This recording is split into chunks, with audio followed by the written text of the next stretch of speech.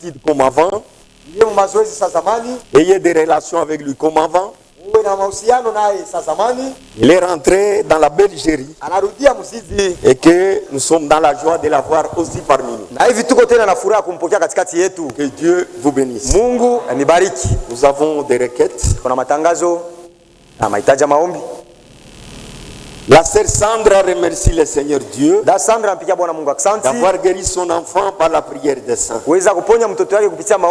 La sœur Esther demande la prière parce qu'elle a des douleurs au niveau de la hanche. Le frère Léon demande la prière des saints en faveur de sa fille Séraphin, qui pleure souvent et qui souffre de la fièvre. La sœur Sandra demande la prière car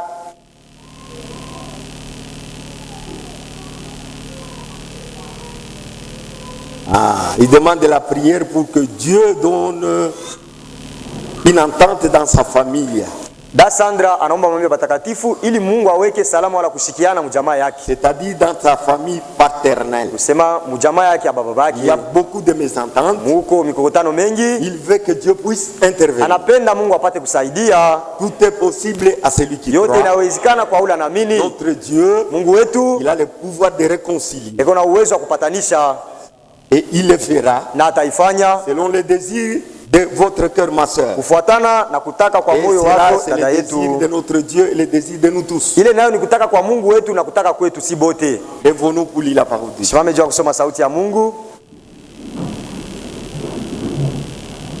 Nous sommes dans Actes chapitre 14.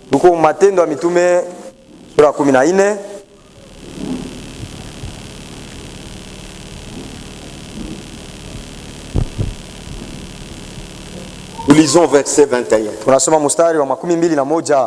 Quand ils irent évangéliser cette ville et fait un certain nombre de disciples, ils retournèrent à Lystre et à Icône et à Antioche, fortifiant l'esprit des disciples, les exhortant à persévérer dans la foi, et disant que c'est par beaucoup de tribulations qu'il nous faut entrer dans le royaume de Dieu. Ils désignèrent des anciens dans chaque église. Et après avoir prié et jeûné, ils recommandèrent au Seigneur en qui ils avaient cru. Et le Seigneur bénissait le lecture de la parole. Amen. Nous lisons encore, mettez-vous. Dans Tite 1:5. De te laisser en Crète, afin que tu mettes en ordre ce qui reste à régler. Et que selon mes instructions, tu établisses des anciens dans chaque ville. Nous parlons sur les offices locaux. Et les offices locaux sont composés des anciens, des diacres, l'administrateur, le moniteur de l'école des dimanches, le conducteur des chants et des caissiers. Ça, ce sont des offices locaux. Ce sont des ministères locaux. Les ministères locaux qui n'est pas à confondre avec le ministère de la parole. Tout celui qui rend un service à Dieu dans l'église, il est en train de remplir un ministère. C'est ce que vous devez comprendre. Et nous venons de lire une écriture dans Actes 14:21, là où on parle de plusieurs anciens. Dans une église locale, il ne peut pas y avoir un seul ancien. Il doit y avoir plusieurs anciens. Mais parmi les anciens, ce n'est pas tous qui conduisent. Non. Ça sera une conduite collégiale.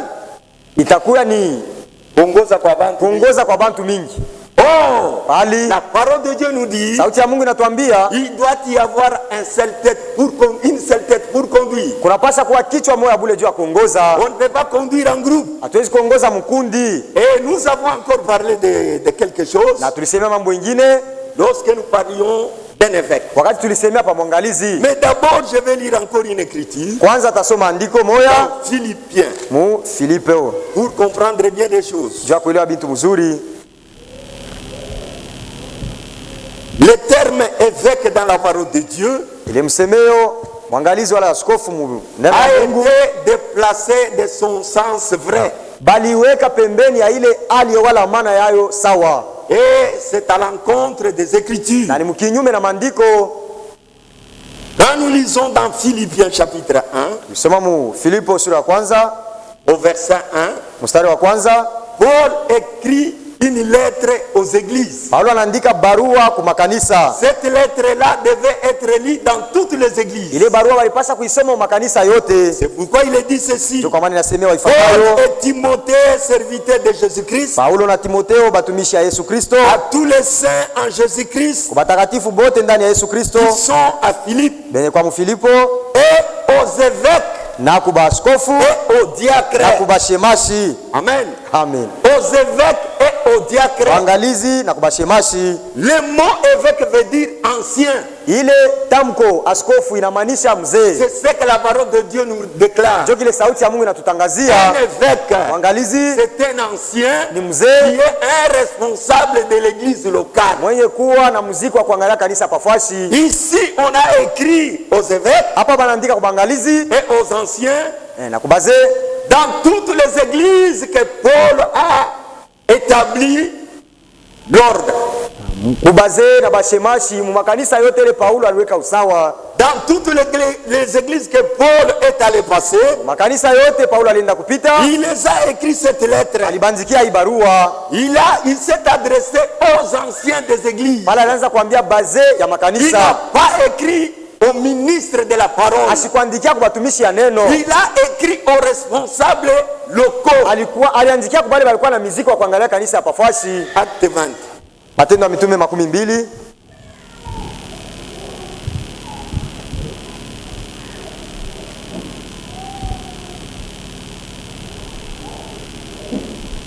Avant son départ, Paulo kabla ya kwenda kwake, le temps de sa mort était déjà là. Wakati ya kufa kwake ilikaribia. Il sentait que son temps était terminé. Alikuwa anasikia kusema wakati yake inatimia. Et il voulait rappeler tous les conseils de Dieu qu'il a donnés aux responsables des églises locaux. Na alipenda ukumbusha mashauri yote alipatia bale walikuwa na miziki kuangalia makanisa pafashi. Et il dit ceci. Anasema ifuatayo. Verset 27. Mstari wa 12 Car je vous ai annoncé tous les conseils de Dieu. Nilimitangazia mashauri yote ya Mungu. Sans en rien cacher. Na kuficha kitu. Prenez donc garde. Mkebe hivi basi ange. À vous-même. Kwa mwe benyewe. À tous les troupeaux. Na kukundi lote. Sur lesquels le Saint-Esprit vous a établi évêque. Juu yake Roho Mtakatifu alimieka bangalizi.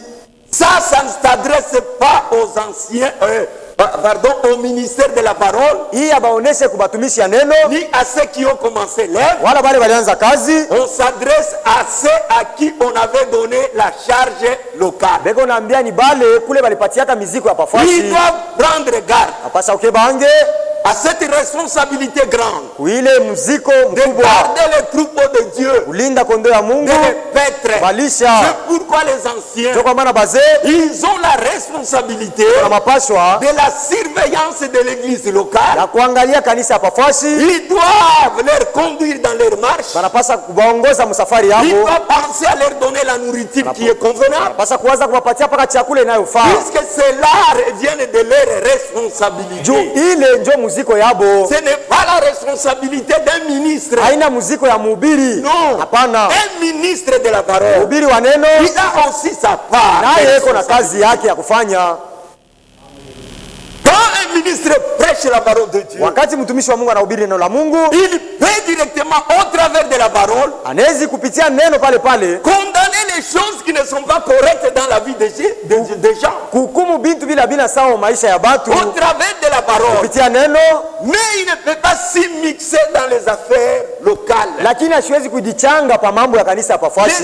locales, c'est une charge qui est donnée aux anciens secondé de diacre. Ile ni bujito balipatia bazee benye kuchangana pamoja na bashemashi. Benye kusaidiwa. Benye kusaidiwa na bashemashi. C'est à eux dont la responsabilité est donnée. Kwabo ile muziko baliwapatia. Et c'est très important. Ni lazima kabisa. Et nous lisons encore cela. Tunasoma tena ile mambo. Nous relisons encore cela. Tunasoma mara tena ile mambo. Dans le temps est proche. Wakati nakaribia. À la page 14. Ukurasa 14.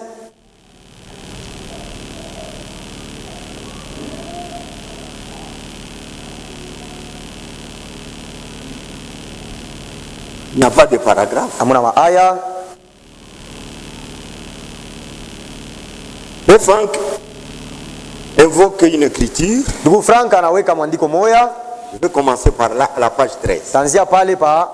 Les saintes écritures Mandiko matakatifu nous enseignent sur les responsabilités et les devoirs des anciens dans l'église. Inatufundisha pa bujito na mapashwa ya bazee mkanisa. Au sujet de Paul et de Barnabas, Paulo na Barnabas, nous lisons ce qui concerne Paul et Barnabas. Paulo na Barnabas.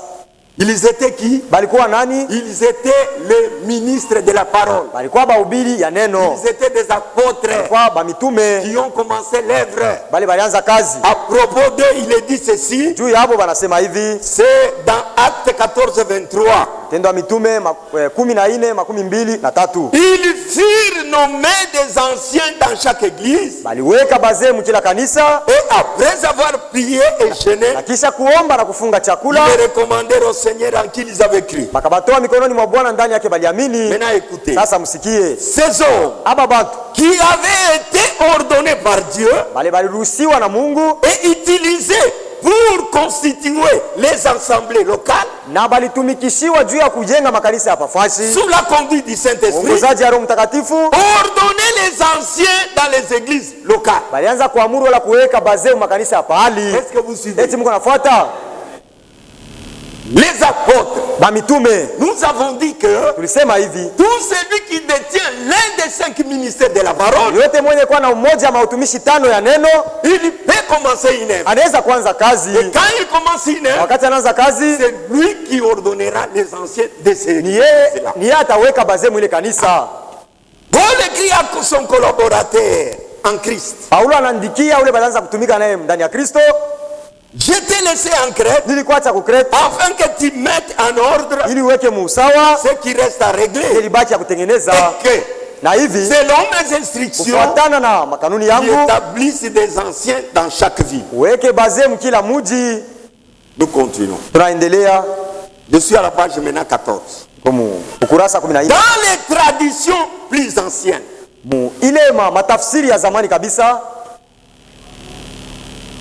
le mot évêque, ile tamko mwangalizi wa askofu, est employé, inasemewa, mais il a le même sens qu'ancien. Lakini ikupaka na amana moya sa mzee ou surveillant wala mwangalizi. Selon la Bible, kufuatana na Biblia, un évêque mwangalizi est un ancien, ni mzee responsable d'une assemblée locale, mwenye kuwa na bujito ya kuangalia kanisa ya pafashi.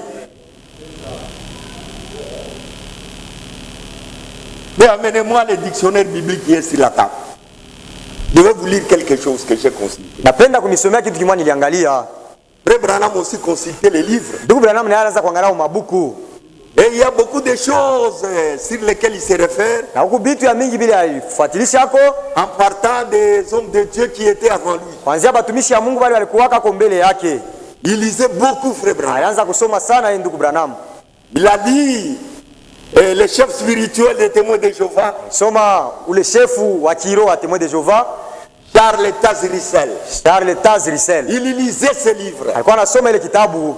Il a lu le prophète de Mormon. Alisoma nabii wa Mormon.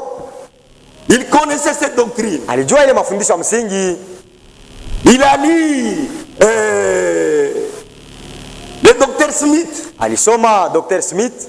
qui est le théologien adventiste. Mwenye kwa mtu wa teolojia adventiste. Il a lu les documents de John Wesley. Soma document John Wesley, Martin. Tout ça pour avoir un cœur net. Ni juu ya kuwa na moyo uko sawa. C'est pourquoi je continue à lire. Naendelea kusoma. Une assemblée locale kanisa ya pahali n'a pas nécessairement un seul ancien. Haina tu kwa faida na mzee moya bule. Dans une assemblée locale, les anciens s'occupent des choses spirituelles, tandis que les diacres s'occupent du reste. Ça, c'est un dictionnaire biblique. Les choses que j'ai lues ici, je n'avais pas encore consulté là. Mais j'ai trouvé les mêmes explications que Frère Branham a donné ici. C'est-à-dire que c'est un homme qui lisait beaucoup. Je vous lis d'abord ici, et vous verrez que cette idée, nous allons la compléter. Doctrine de Nicolaïque. Je reviens ici puisqu'il y a quelqu'un qui n'avait pas bien compris. Et on profite pour que nous puissions avancer tous dans une même direction. La doctrine de Nicolaïte, à la page 1. Le nicolaïsme détruit ses ordonnances. Il sépare les ministres du peuple.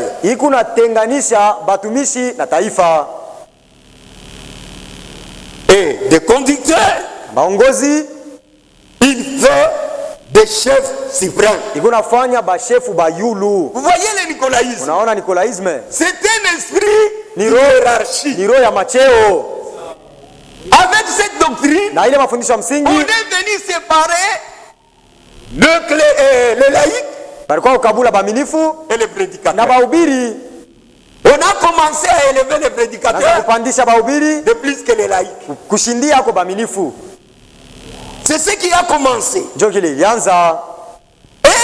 ont fait des chefs suprêmes. Les chefs du peuple.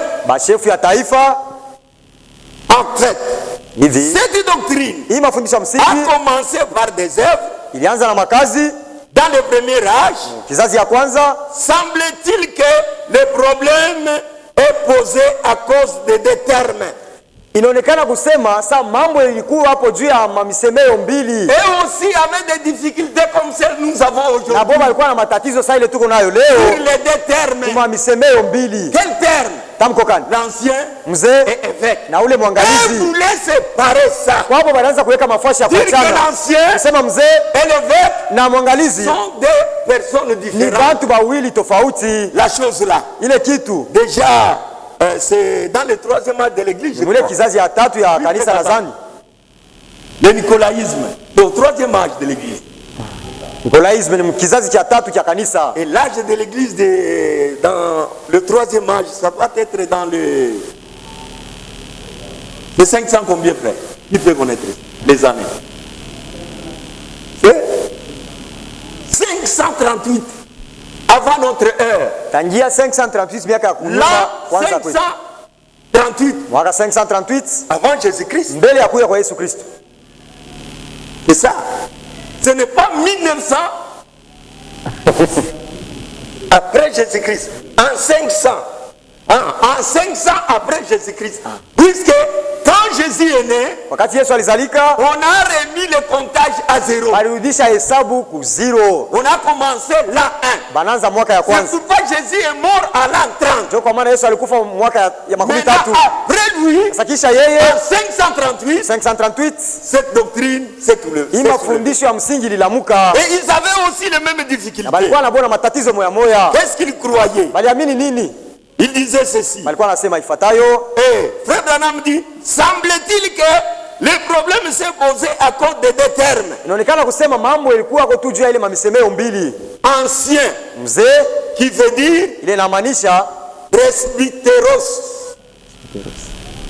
C'est en latin. On ne sait pas expliquer ça. Et surveillant, qui est l'évêque. Et voulait séparer l'ancien et le surveillant. Sont des versions différentes. Quoique les écritures démontrent qu'il y a plusieurs anciens dans chaque église, certains commencèrent à enseigner. Il se réfère à Ignace.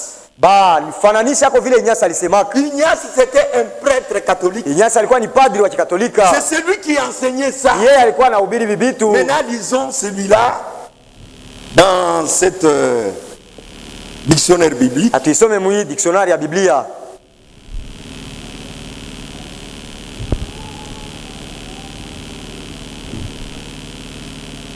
Évêque.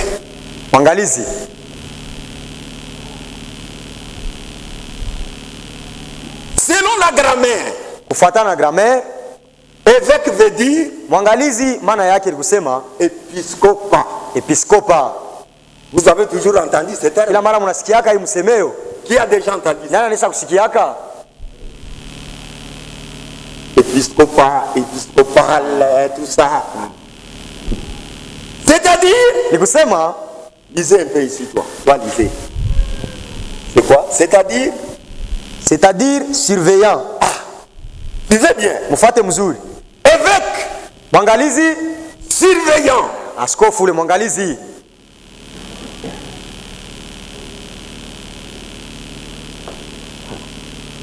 Ça, pour l'expliquer, ça c'est un peu compliqué. C'est-à-dire, on écrit l'année en latin. Dans les chiffres romains. L, X. Dans les chiffres romains, ici c'est 10. Là c'est 10. Ici c'est 50. L c'est 50. Ce n'est pas 70, c'est 50. Quand un grand chiffre est placé derrière un petit chiffre, par exemple, quand on écrit ça, c'est-à-dire 10 moins 50, c'est-à-dire 40. C'est comme ça qu'on écrit. Mais comme les petits chiffres sont à droite, c'est l'addition. 50 plus 10 plus 10. C'est ce qui est écrit ici. On nous dit ceci. Chez les 70. Chez les 70, ce mot désigne un surveillant officiel. Qui est civil. Civil. Wabule. Ou religieux. C'est un surveillant religieux ou civil. Ici, on donne même les références. Tel que Éléazar, le prêtre. Éléazar, c'est le prêtre Éléazar de la Bible. Nombre 4, 16. Et les officiers de l'armée. Dans le Nouveau Testament, ce terme apparaît pour la première fois lorsque Paul exhorte les anciens ou presbytères. Wakati Paulo eko naonya bazee presbytre.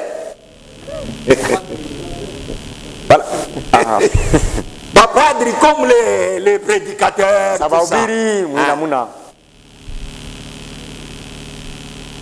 Les prêtres de l'église d'Éphèse. Il dit ceci. Prenez garde à vous-même et à tous les troupeaux sur lesquels le Saint-Esprit vous a établi évêque ou surveillant. Dans ce verset et ailleurs, Paul emploie comme synonyme le mot ancien. Paulo anatumikisha sama njina tu paka moya évêque. Mwangalizi. C'est lui qui explique ça. Huyu anamaanisha hii. C'est un théologien. Ni mtu wa teolojia. Mais il se réfère à la Bible. Lakini anaangalia Biblia. Ces diverses expressions hii mamisemewa kwa chana désigne les titulaires d'une même fonction. Iko na taya bangalizi bakazi tu moya. Ailleurs, pengine Paul distingue l'évêque du diacre. Paulo anachanisha shemashi na mzee. Philippiens 1 chapitre 1. Filipo sura kwanza mstari wa kwanza. 1 Timothée 3 1. Timotheo wa kwanza sura 3 mstari wa 8. Pierre employant le verbe épiscopat. Petro alitumikisha ile verbe episcopal. Exhorte ainsi les anciens. Anaonya hivi bazee, prennent et paissez le troupeau de Dieu qui est sous vos gardes. Mulishe kundi ya Mungu yenye kwa chini ya ulinzi yenu. Par métaphore. Le métaphore c'est quoi fréquemment? Métaphore, mubwingi. Mubwingi. Quand quelque chose se métamorphose, c'est-à-dire ça passe d'un stade à l'autre. C'est que kitu kinenda mbele kinatoka kiwanja kupita huko kiwanja kingine. Quand on dit une chenille se métamorphose, akisema kilulu moya anajibadilisha, c'est-à-dire il passe de l'état de la chenille, usema anatoka mwali ya ile kilulu pour devenir une papillon, un papillon. Juu ya kuwa wako kipepeo, puisque ce sont les chenilles qui deviennent des papillons. C'est que les bilulu vinageukaka kuwa vipepeo. Ile bipande c'est l'étape de la morphologie. Banaita morphologie, mais métamorphose. Kubadilishwa kule. On a déjà vieilli, on a oublié beaucoup. C'est ça kuzeka. Mais on se souvient quand même. Lakini tuko nakumbuka. On est fort. Moi j'ai quitté l'école depuis 1978. Toka kushule tokea 1968. 78. Je garde encore quelques notions. Lakini nachunga ko tena majifunzo mengine. Mais les autres ont déjà perdu. Lakini bengine banesha kupotesha. Alors vous allez me jeter des fleurs. Asa Paulo tanitapa. Par métaphore. Kupitia kutoka kiwanja kwenda kiwanja. Le nom d'évêque. Jina mwangalizi wa employé pour désigner Jésus-Christ. Inatumikishwa juu ya kutaya Yesu Kristo. Très tôt déjà dans l'église. Hivi kila mwana mkanisa s'est mis à distinguer entre l'ancien ou presbytre. Kunaweka mkuachanisha mzee na presbytre qui est l'évêque. Mwenye kuwa askofu. Cette différence est mentionnée dans les épîtres d'Ignace. Bale bena chanisha beko muile miandiko ya Ignace. Qui mourit en 107 ans. Oya alikufa mu 107 ans. Ou en 116. Wala 116. Lors des conciles de 30. Wakati ya concile ya 30. Au 16e siècle. Au 16e siècle. L'église catholique. Kanisa katolika a proclamé que les évêques successeurs des apôtres sont établis par le Saint-Esprit. Balitangaza kusema bazee ba kukombola ba mitume baliwekwa na Roho Mtakatifu pour gouverner l'église de Dieu. Juu ya kuongoza kanisa ya Mungu. Et qu'ils sont supérieurs à leurs presbytes. Na beko juu ya haba bengine. Les catholiques romains pensent que les apôtres surveillaient l'ensemble des fidèles. Inawazia kusema ba mitume banaanza kuangalia ukundi yote ya baaminifu. Tandis que les anciens bali bazee qu'ils avaient établi dans les ministères, diriger les assemblées régionales. L'église catholique suppose aussi que le nombre de communautés ayant augmenté, les apôtres ont besoin d'aide et nommer des surveillants. Mitume balitaji msaada sasa ya bantu ba kuangalia les surveillants des districts, bangalizi ya mamiji ils désignèrent comme les successeurs. Bali banaanza kuchakula saba kwa kombola. Tel aurait été le cas des âges de l'église. Je ilipasha kuya mambo ya kila kizazi ya kanisa. Il y avait déjà une déviation grave. Kulikuwaka kuchola kwenda pembeni kwa hatari avec l'église catholique romaine. Na ile kanisa katolika ya Kiroma. Mais Dieu nous a fait grâce. Lakini Mungu anatufanyia neema.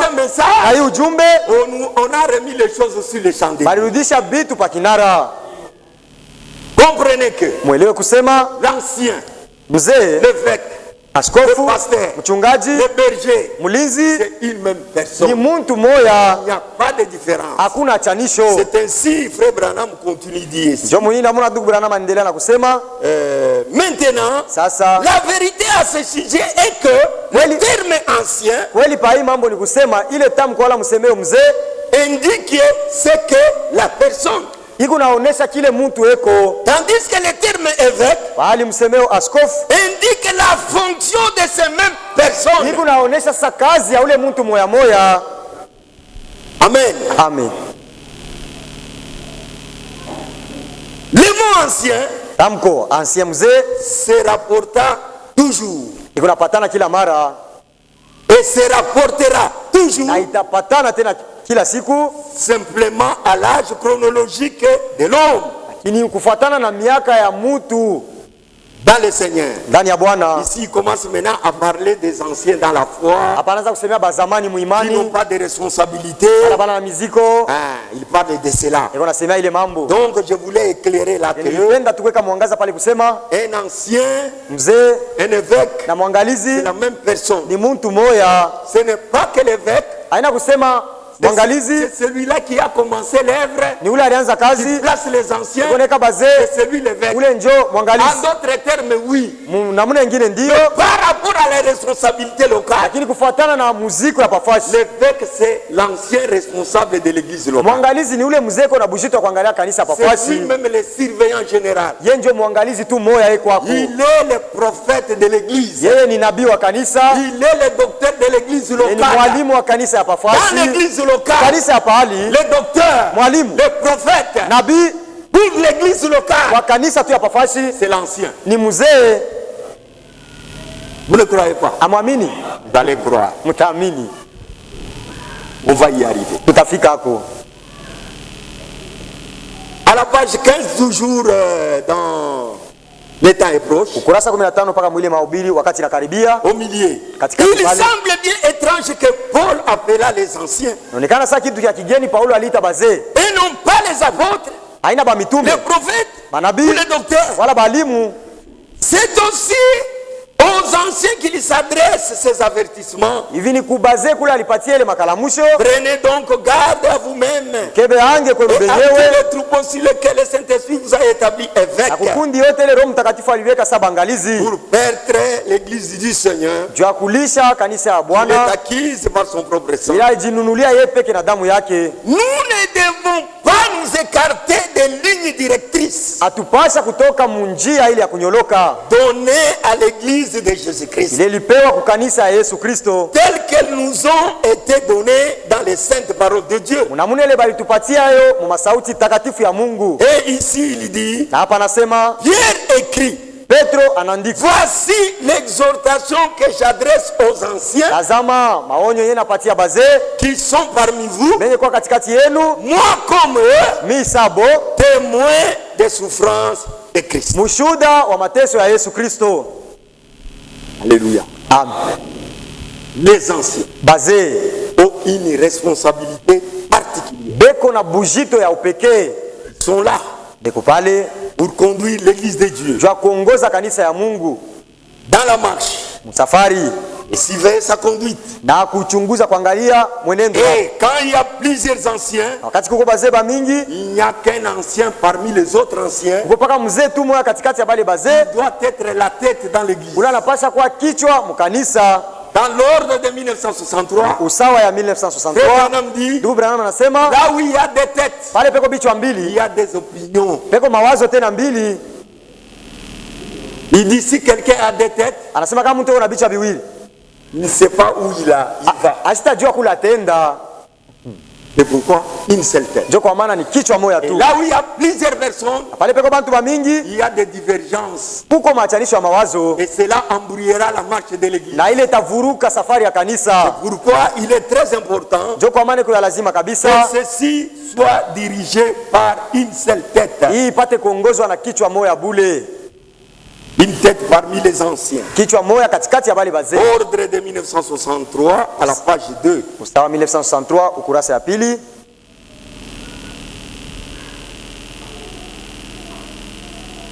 Paragraphe 6. Aya 6. Mais vous voyez, mnaona si un homme ou quoi que ce soit possède des têtes, kama mtu wala kitu yoyote kinakuwa na bichwa mbili, il ne sait pas où aller. Asijue kula taenda. Dieu n'a jamais eu deux têtes à son église. Mungu haya kuwaka kamwe na bichwa mbili pa kanisa yake. Kamwe. Il a une seule tête. Iko paka na kichwa moja. Il a toujours traité dans chaque génération. Kila nyakati anatumikaka kila mara. Et comme nous l'avons étudié dans les Écritures, na sa vile tulijifunza umiandiko, c'est toujours avec un seul individu qu'il traite. mpaka na mtu moya anatumikaka. Parce que quand vous avez des hommes, Juu kama mko na bantu mbili, vous avez des opinions. muko na mawazo mbili, Cela doit aboutir à un absolu final. Un absolu final. itafika kushaba ya mwisho. Cela doit aboutir à un absolu final. Ile itafika ku msimamo ya mwisho. Pas deux têtes, pas trois têtes. Haina bichwa mbili wala tatu. On aura beaucoup des opinions. Tutakuwa na mawazo ya mingi. Même par rapport à l'âge. Lakini kufuatana na kizazi, Dieu a toujours utilisé une personne. Mungu anatumikishaka kila mara mtu Dieu ne moya. peut pas envoyer deux prophètes dans une Mungu génération. asiwezi kutuma banabii bawili Ça nyakati sera une moja. confusion. Ile itakuwa ni mvuruko. Dieu a toujours utilisé une seule Mungu kila personne mara anatumikishaka mtu moya et une seule foi. na imani C'est moya. pourquoi Ndio kwa maana plusieurs anciens, bazeba mingi, mais une seule personne pour conduire. lakini mtu moya bule juu ya kuongoza. Dans ces rangées du côté du Seigneur Jésus-Christ, Mahubiri kujipanga upande wa Yesu Kristo, à la page 5. ukurasa 5.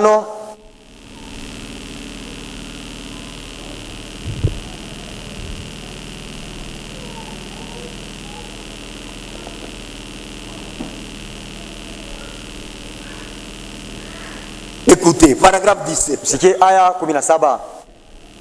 Le programme de construction et autres avait été maintes reprises soulevé puis abandonné. Orodha ya majengo ilianza kulamuka kila mara kisha tena banaacha. Oh, tuyengeni. Construisons, Ah non, tuchunge mbele. attendons un peu, Tufanyeni, et faisons ceci. Joye qu'on a cet exemple là. C'est qu'il donne exemple ici. Et il y avait eu des pour et des contre Na au sujet kulikuwaka batu bakuchikele mambo na bengine bakukatala pour construire. ya kujenga. L'un voulait cela, Mmoja alipendaka ile et mambo l'autre ne voulait pas na mwingine ça. asikupendaki. Pourquoi? Juu ya nini? Plusieurs têtes. Dubichwa bilikuwa bya mingi, Beaucoup de décisions. makanuni ya mingi, kila mtu kunaleta yake.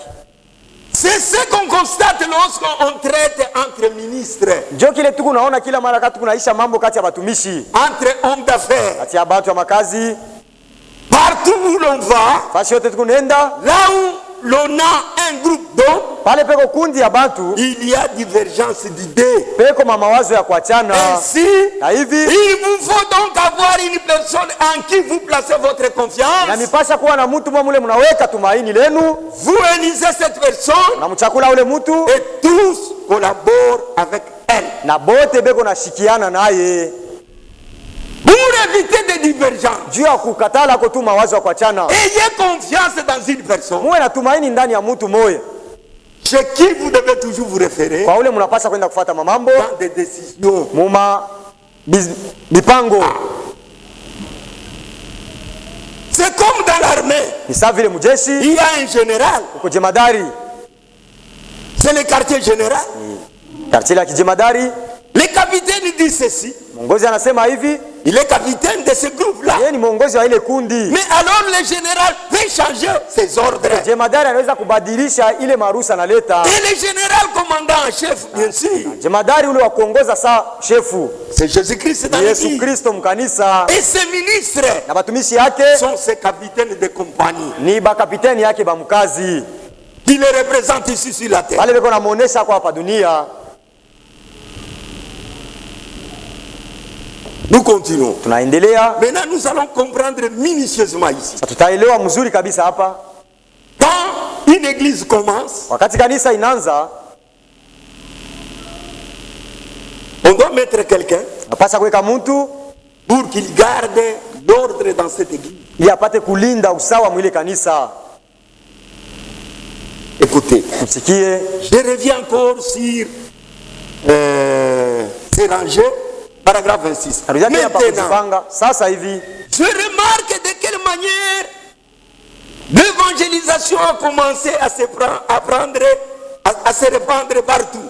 Naona namuna kupasa kwa habari njema kulianza kusambazwa fashi yote. Alors nous prendrons par exemple Paul qui était devenu un grand missionnaire envoyé. Hivi tunabeba mfano wa Paulo, alikuwa mtume mkubwa mwenye kutumwa. Nous découvrons qu'il allait partout. Tunatambua kusema alikuwa anaenda fashi yote. Le Seigneur le conduisait. Ule Bwana alikuwa anamuongoza. Et il établissait une église. Na alianza kuweka kanisa. Et c'est une nouvelle foi. Na ile ni imani ya sasa. Les églises de ce jour-là, makanisa ile masiku comme en Asie, Samwazia, partout au travers l'Europe, fasi yote mu Europa, et ne croyez pas dans ce message-là. Alikuwa baamini mwile ujumbe, ce message qui était prêché là. Ile ujumbe yenye ilihubiriwa mule. Beaucoup ne croyaient pas. Watu mingi hawakuamini. Et après qu'il ait prêché le message, kisha yeye kuhubiri ujumbe, et que plusieurs se firent convertis, hivi watu mingi baliamini, il y avait alors personne. Akukue mutu. S'il avait laissé les gens dans cette condition, kama yachaka tu bantu paka mwile ali, ils auraient erré pour retourner carrément à leur Dieu. Alipasha kuwayawaya na kurudia kwa upesi kabisa kwa miungu yabo. Leur Dieu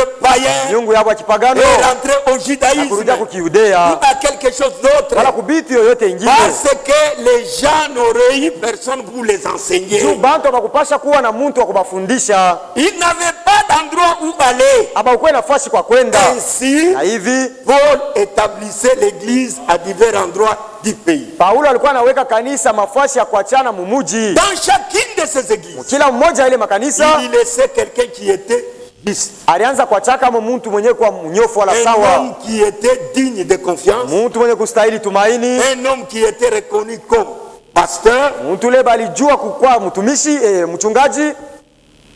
Berger.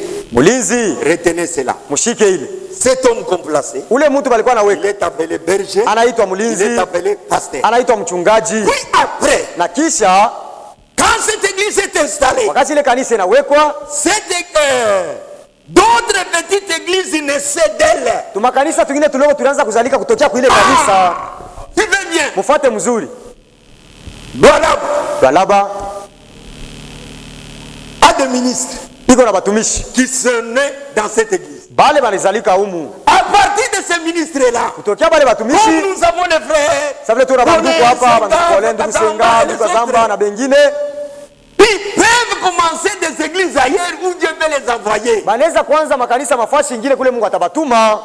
Puisque ils sont nés de cette église mère, juu banazalikia mwi kanisa mwenye kwa mama. Et ils partent pour commencer des églises sœurs. Na banenda sa kwanza tu makanisa kwa kidogo kibiti. Une église sœur. Makanisa mabiti wala mitoto. C'est une église qui est née à partir de la grande église. Ile makanisa inazalika kutokea ile kanisa mkubwa munene. Ils vont aller prêcher la même doctrine. Watenda kuhubiri mafundisho ya msingi moya. Est-ce que vous suivez cela? Est-ce mko nafuata?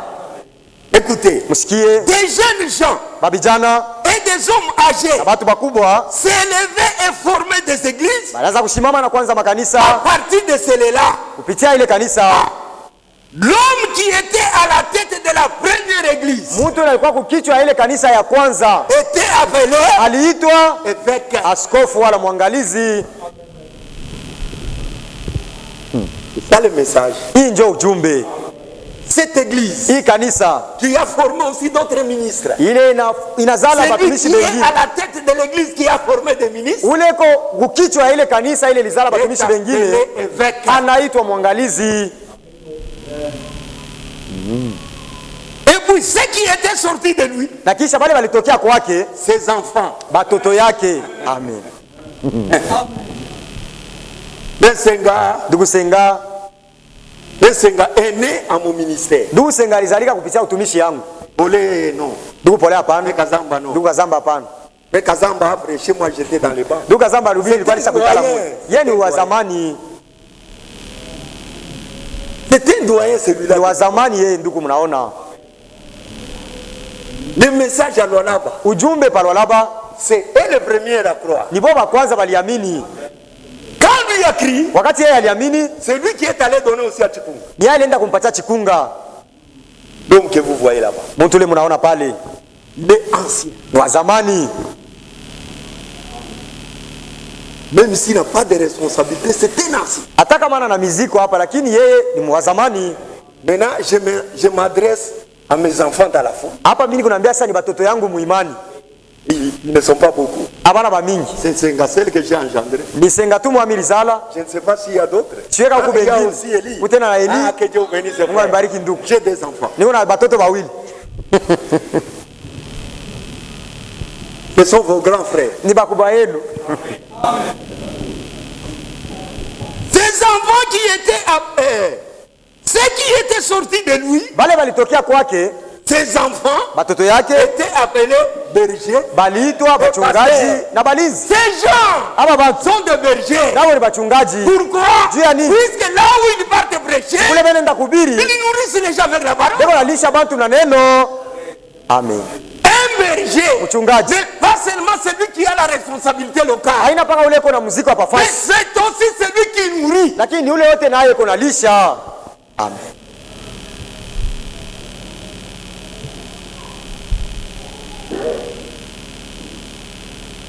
Écoutez maintenant. Musikie sasa.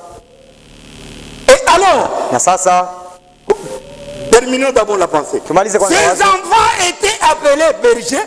Watoto yake balaze baita wachungaji ou pasteur wala balinzi. C'est ce qu'on vous appelle là où vous allez. Kile banamitaka ndugu kule munendaka. Pasteur Elia anakuja. Mchungaji Elia anakuja. Unaona kwa pasteur Nsenga. Unaona kwa mwangalizi Nsenga.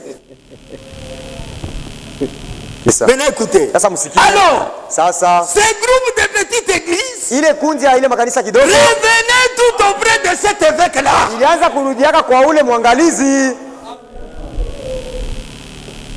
Ils reviennent les frères. Banarudiaka banduku. Quand ils ont des problèmes, wakati beko na mambo, ils viennent me consulter. Tena kwa kuniuliza. Si j'ai quelque chose, kama ni kuna cha kubambia, cha kubasaidia, na basaidia. Si je n'ai pas de connaissances, kama sina na ufahamu, je téléphone aussi aux grands. Na mimi naita bakubwa.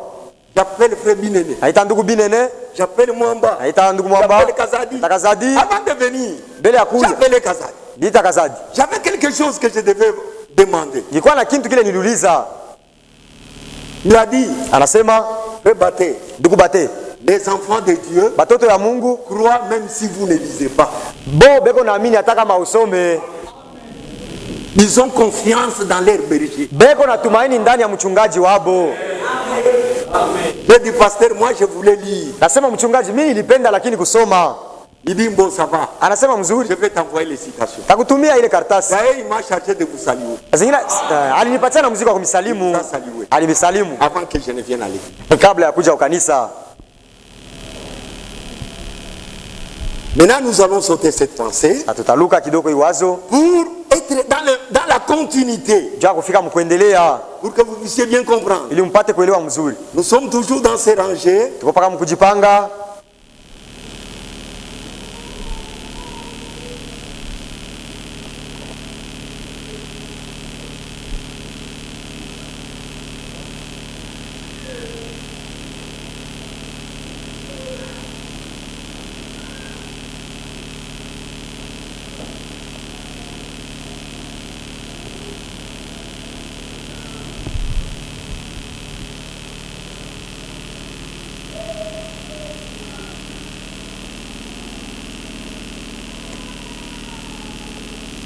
Ça va, c'est à la page 22. Kurasa makumi mbili. Makumi mbili na mbili. Paragraphe 82. Aya makumi mnane na ine. Bien. Zuri. Je pense que cette église ici, Zani kusema hii kanisa, si vous les hommes, kama mwe batu, vous le voulez, mnapenda, quand vous construirez cette église, wakati mtaenga hii kanisa, considérez-la comme votre quartier général. muione saa fashi yenu ya makao ya kuzalikia. Maintenant écoutez. Sasa msikie. Que le vrai Neville, Bindugu Neville, que voici, mwenye kwa hapa, soit comme les doyens des anciens akuye sawa zamani kati ya bazee parmi vous. katikati yenu. Lui soit comme les doyens des anciens parmi vous. Ye akuye sawa zamani wa bazee katikati yenu. Voyez-vous, Unaona? parfois vous aurez un problème que vous ne pourrez débattre là dans votre église. Saa zingine mnaweza kuwa na mambo ila muwezi kukata mule mkanisa yenu. Alors amenez-les ici, Muilete huku chez frère Neville, kwa ndugu Neville, et discutez-en tous ensemble. na musumbulie hiyo ile mambo pamoja. Neville était l'évêque de l'église de Jeffersonville. Neville alikuwa mwangalizi ya ile kanisa ya Jeffersonville. Ndugu Branham était considéré comme l'apôtre de cette église. Yeye banaanza kumbeba mkipimo ya saa mtume wa ile kanisa. Il était prophète, alikuwa nabii, Mtume il a commencé une œuvre. ndio alianza kazi. Il a fait même l'œuvre d'un évangéliste. Fanya kazi ya mpasha habari njema. Cela lui a été recommandé par Dieu. Ile Mungu alimwamuru Fais d'abord l'œuvre d'un évangéliste. Fanya kwanza kazi ya mpasha habari njema. Lui-même n'était pas un évangéliste. Yeye asikukuwe mpasha habari njema. Que Dieu bénisse. Mungu avibariki.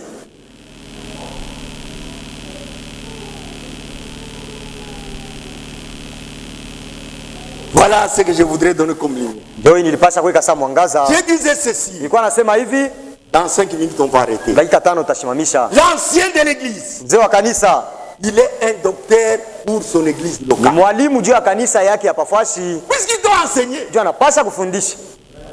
Il doit enseigner. Anapasha kufundisha. Dans 1 Timothée 3. Timotheo wa kwanza sura 3. Ils ont fait cela. Tusome kwanza ile kitu.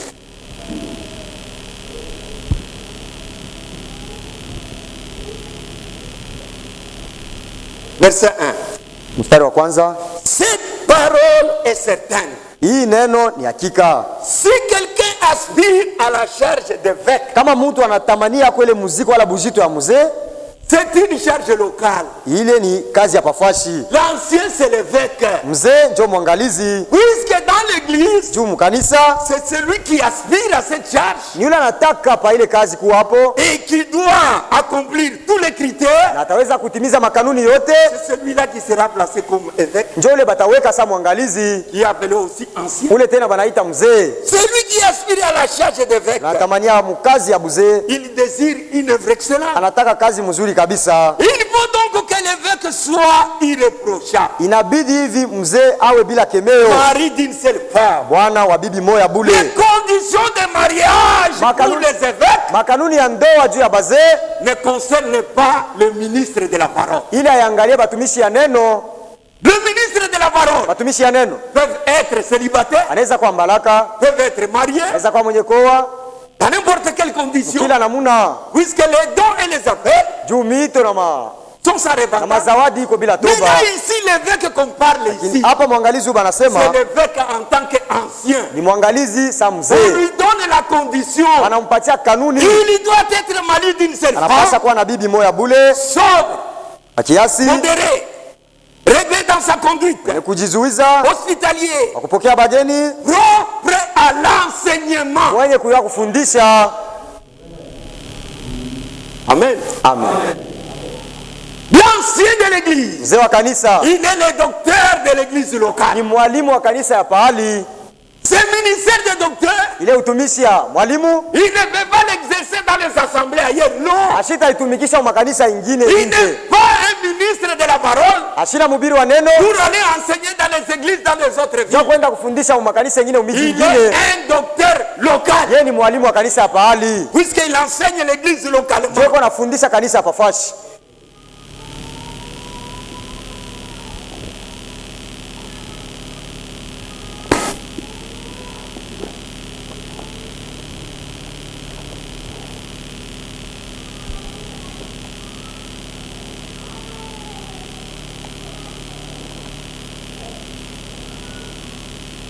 C'est très bien. Continuons. Je vous lis quelque chose encore pour appuyer ce que nous venons de dire. Dans la prédication question-réponse, vous allez regarder la partie image de la bête. Ou celui qui a le COD à la page 199. Voilà, vous avez COD page 199. Paragraphe 317. Aya 317. Abraham dit ceci. Berger, mulinzi, enseignez vos brebis. Mufundishe makondo yenu. Berger, mchungaji, c'est-à-dire ancien, kusema mzee, c'est-à-dire évêque, kusema mwangalizi, c'est-à-dire pasteur, kusema mchungaji. Enseignez vos brebis. Mufundishe makondo yenu. Amenez-les à la Bible ici. Wapeleke mbiblia hapa. Éloignez-vous des vieux manuels d'église. Mwache vile vitabu vya makanisa. Mwache vile vitabu vya zamani vya kanisa. Amenez-les à la Bible. Balete ku Biblia. Et venez ici dans la Bible où Dieu a parlé. Na mkuye mbiblia mule Mungu alisema. Vous n'aurez pas de problème. Na mutakuwa na mambo. Ça passe. Amen. Enseignez vos brebis. Mufundishe bakondo yenu. Ce n'est pas celui qui a le ministère des docteurs. Aina ule kuna utumishi ya mwalimu? Non. Hapana. Le pasteur en tant que responsable local, mchungaji saa mwenye kwa na bujito ya pafashi, il doit enseigner l'église. Anapasha kufundisha kanisa. Je vous lis encore. Namisomea tena. Dans la prédication, c'est moi, ne craignez pas. Mumahubiri ni mimi, msiogope. Paragraphe 94. Paragraphe 94. Maintenant, sasa, si je dis la vérité, kama nasema kweli, Dieu est lié à sa vérité. Mungu alisha kufunga ukweli yake. Et c'est vrai. Na ni kweli. Maintenant, sasa, avant que nous ne venions ici, mbele ya kuya hapa, vous connaissez vos pasteurs. Munajua bachungaji yenu. Vous savez qu'ils sont des enseignants. Munajua kusema ni balimu. Vous savez qu'ils sont des hommes puissants de Dieu. Dans la parole. Munajua kusema ni bantu ya nguvu ba Mungu muneno. Les enfants de Dieu batoto ya Mungu doivent connaître comment opère le ministère de leur pasteur. Banapasha kujua namuna utumishi wa mchungaji wabo inatumikaka. Même de chaque ministre dans leur église. Hata kila mtumishi mkanisa yabo. Vous devez connaître ça. Unapasha kujua. Ne soyez pas distraits. Nous ne sommes pas une dénomination. Nous sommes libres. Dans la prédication, c'est qu'il faut pour vaincre toute incrédulité. Paragraphe 15. En premier, ce sont des apôtres, des prophètes, des docteurs, des évangélistes, des pasteurs. Ces 5 dons envoyés par Dieu dans l'église. Ainsi, chacun de vous qui avait un pasteur pieux avait un don de Dieu dans son église. Un berger, pasteur signifie un berger pour veiller sur les troupeaux, pour leur enseigner la parole de Dieu. Un ancien, c'est un enseignant de l'église locale.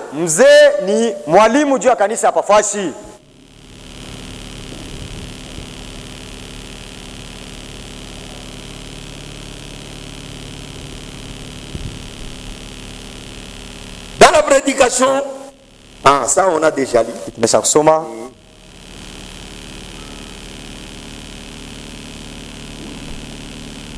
Le pasteur de l'église locale, il est un prophète pour l'église locale. Il n'est pas un prophète de l'âge. Il est un prophète de l'église locale.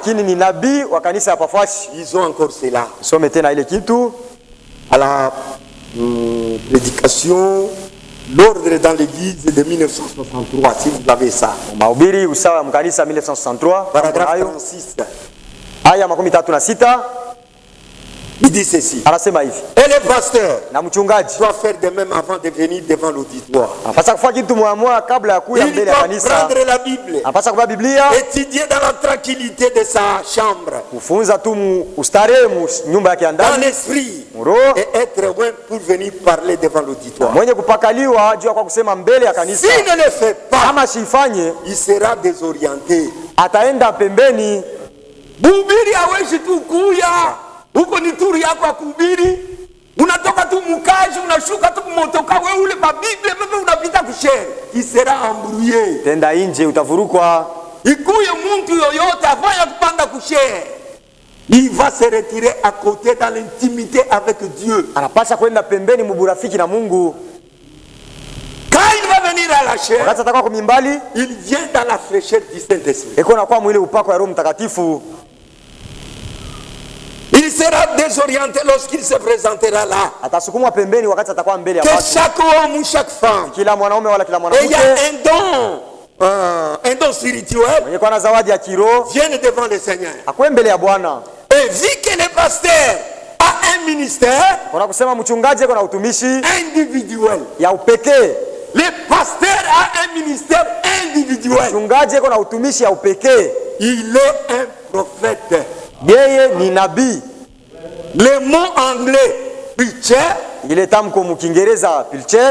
en français veut dire prédicateur. Cela signifie prophète. Inamaanisha tena nabii. C'est-à-dire c'est lui qui apporte la parole. Ni kusema ule kunaleta neno. Chaque prédicateur, kila mhubiri, il est un prophète. Ni nabii.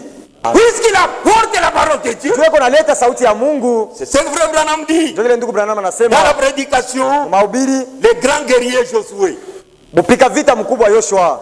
Je vais là vite au milieu. Nenda pale katikati kwa mpesi. Eh bien, ce n'était pas donc moi qui le disais. Haikuwa mimi nilikuwa naisema. C'était lui. Ilikuwa ni yeye. Ainsi argumenter avec lui à ce sujet. Hivi msikiane naye pa hii mambo. Il s'agit de lui. Ni mambo yake tu. Et après tout, moi,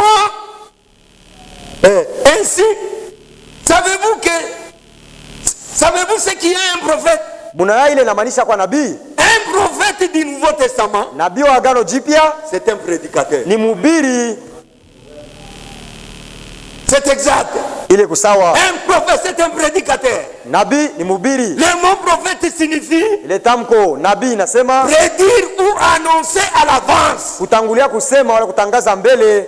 Soit en prêchant. Wala mkuhubiri. Lorsque on prêche la parole. Wakati beko nahubiri neno. On est en train même de prédire sur ta vie. Beko natangulia na kusema mambo ya mbele pa maisha yako. Sur ton travail. Kwa kazi yako.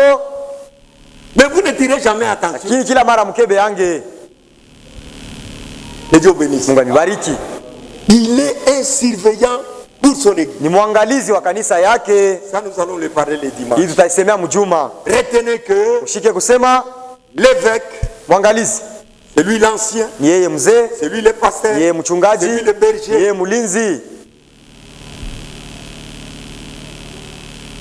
C'est une grande responsabilité. Ni bujito mkubwa kabisa. De ne pas se réjouir. Haina kufurahia, haina tu kufurahia bule. Il a la charge aussi des âmes. Yeko na muziko ya manafsi. Paul disait à Timothée, Paulo alikuwa anamwambia Timotheo, prêche ubiri de manière à sauver les âmes, mnamuna kuokoa manafsi et à te sauver toi-même. Na kujiokoa wewe mwenyewe. On n'est pas là pour parler des autres seulement. Hatuna pale jua kusemea paka bengine, sans considérer aussi ce que nous sommes. Bila kuangalia kile shebe benye tuko. C'est pourquoi frère Branham me disait, ndio kwa maana ndugu Branham alikuwa anasema, j'aime qu'on me dise une prédication, napenda kuishi tu mahubiri moya au lieu de m'en prêcher une. Bali ya kunyubiri moya. Nous devons vivre ce que nous prêchons. Tunapasha kuishi kile tuko na ubiri. Que Dieu vous bénisse. Mungu anibariki. Nous avons terminé. Tunamaliza le problème des anciens. Mambo ya bazee. Je crois que c'est clair. Nadhani kwa wazi. Ceux qui n'ont pas compris, bala baelewe, vous avez le droit de poser des questions. Kuna ruhusa ya kuleta maulizo. Par la grâce de Dieu, on peut répondre. Kupitia neema ya Mungu tutajibu. Mais j'aimerais que le dimanche, lakini nilipenda mjuma, nous commençons avec les offices des diacres. Anze na ile kazi ya bashemashi. D'abord nous définissons chaque office. Kwanza tunamaanisha kila ofisi. Puis nous passons aux critères. Kisha tunapita sasa kwa kanuni. Soit nous combinons les deux. Sasa zingine tunachanga tu vyote pamoja. Mais ça sera trop long. Pale itakuwa mrefu sana. Ça va être embrouillé. Itavurukwa. On définit chaque office. Unaweka kila kitu pafasi. Puis nous allons passer aux critères. Vile tutapita sasa kwa kanuni. Que Dieu vous bénisse. Mungu anibariki.